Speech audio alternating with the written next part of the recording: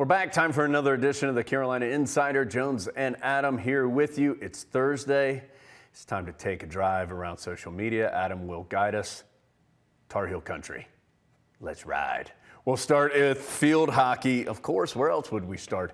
And Adam, a big time congratulations to Erin Matson. She's accomplished just about everything in her Tar Heel career. And add one more thing to it. She was named today the National Field Hockey Association National Player of the Year. No surprise, best player on the undefeated national championship team, and a well-deserved honor for Erin Matson. I think they started engraving this in late September, so not a whole lot of drama about who was going to win this. Of course, this makes her a three-time National Player of the Year, a five-time All-America, a four-time NCAA champion, five-time ACC champion. Really just pick your favorite stat. Third all-time in the NCAA in goals and points, and the ACC leader in both categories. She did everything, and this is the latest trophy that'll be added to the collection. And of course, her head coach during her Carolina career, Karen Shelton, just announcing her retirement last week after 42 years. Adam, that means she got started in the early 1980s. Check out this from UNC Archives as we can see there it is, a shot of Karen Shelton from right at the beginning of her Carolina career. Adam, hard to think. 1982, Karen Shelton took over as a, 23-year-old, I believe? She was 23 when she got the head coaching position, and it's been fun to catch up with her some in recent days. We've got an interview with her that'll be on the audio pod that's a little more extensive. But, I mean, what can you say? Anything of substance that's happened with Carolina field hockey happened under the direction of Karen Shelton.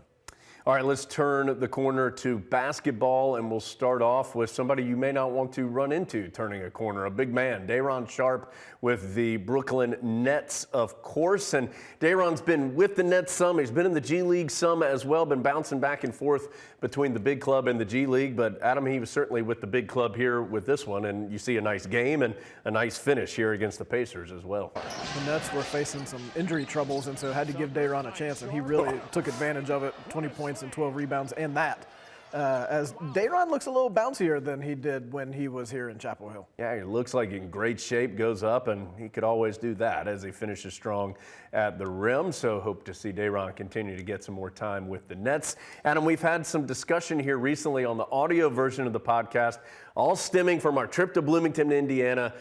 They have a very odd tradition where they have an old Farm Bureau commercial with a lady mopping the hallway singing the Indiana fight song. Just believe us. So we were asking Tar Heel fans what they thought the Carolina version of the Mop Lady may be, which is this unique, maybe kind of weird tradition that you would only understand if you'd been around the program for a long time.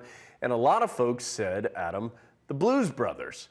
And we found this video from 2009 that not only had a Blues Brothers performance, but also Rhoda Osterneck, the late, longtime Carolina basketball fan. I think a lot of people knew her as the Ramses lady. She always had her stuffed Ramses with her, and somehow this video merges both. Really appreciate John sending this to us straight out of the DeLorean. Folks, this was sports marketing in 2009. This isn't that long ago. It really isn't. I mean, a lot of things were happening on this day. It's Tyler Hansborough's senior day. The Blues Brothers are dunking. Mrs. Osterneck is dancing and hugging Ramesses. I think what people may not understand, this is during the game. This wasn't an in-game timeout. Yeah, this wasn't a pregame show or a halftime thing. This was during, the under-12 media timeout. Yeah. That's what we did in 2009. I do think that's pretty close to being Carolina's Mop Lady, because if you're familiar with that and you see it, you're like, oh, yeah. But if you're not familiar with that and you see it, you're like, not sure what's going on here. Not a lot of stabilizing on those cell phone cameras back in 2009, unfortunately, but we appreciate the video. You saw Ramses. He was involved in that video. And, Adam, we've had a lot of old mascot discussion here recently on the audio version of the podcast, which has led to just some incredible old photos. You see this one here from Nicholas Graham with three Ramses there. One of them's got a bottle in hand singing to past days of glory, I suppose.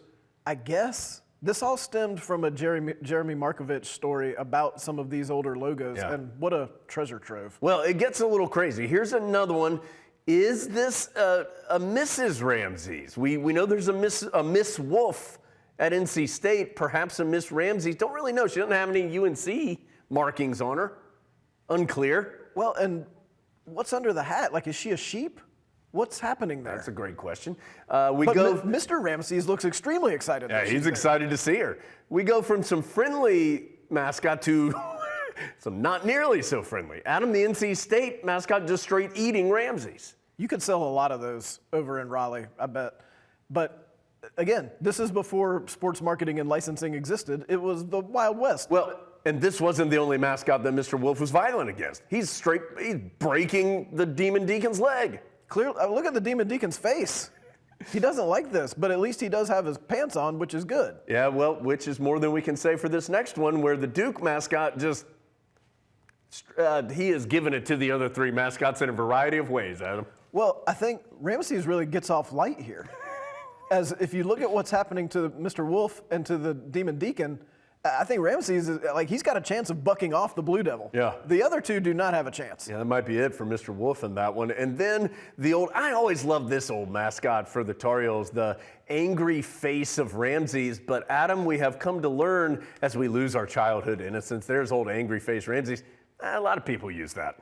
Yeah, this is in the mascot is always wearing a beanie era.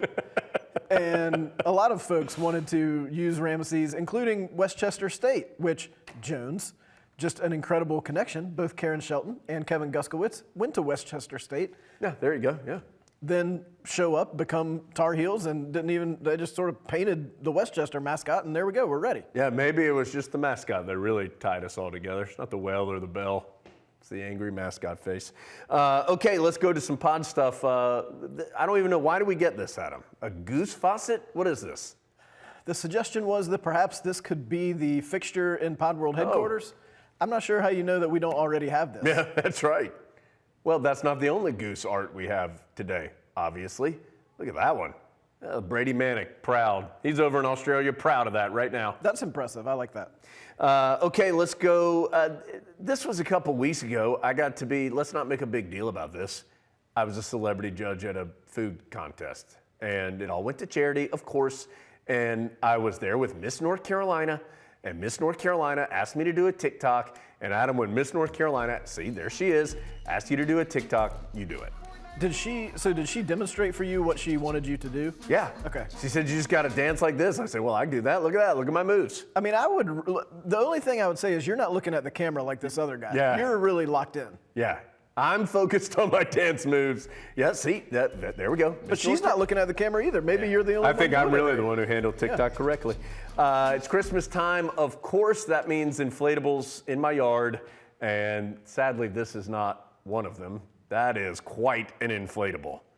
He's like strung up there like the Macy's Thanksgiving Day parade. I don't know if you heard, Santa, but Navy no longer really an option for the Tar Heels. So sorry, that one's no longer accurate. But no, I don't have that one in my yard. We did have this shot, Adam, from that ever-present camera in the football booth. I was rubbing my face. It had been a long day. This is not me being devastated by something. But then everybody grabbed onto it. I still don't understand the MR Ducks. Okay, let's see, what else do we have? The wrap snacks, yep, Adam, yep, that's always a mistake. Okay, yeah, Adam, well, you could really just say when Adam starts complaining and put a period there. Okay, it doesn't just have to be about roundabouts. And yep, ready or not, yep, good stuff. So I really do love that camera in the booth. I hope no one ever does that to me. Puts a camera on me all the time. I don't want to do that. Two quick things to wrap things up. Adam, we had Mike Connell on the show a week or a couple months ago now, maybe 6 weeks ago, and he and the Connells back in action. Back in Raleigh, last show of 2022. I missed it, but I'm going to go find it online. Good crowd. Yeah, it does look like a good crowd. And next week, time for one of the two hallmarks of the pod. In the summer, we've got the potties. In the winter, we have the Christmas Spectacular. We're watching Three Wise Men and a Baby. Who wouldn't want to? That's part of the Christmas Spectacular. Go and add it to your Christmas viewing, your holiday viewing here over the next couple of days. All right, thanks for being with us. We'll see you from New York on Saturday, Carolina and Ohio State, 3 o'clock in Madison Square Garden. For now, we say goodbye on the Carolina Insider.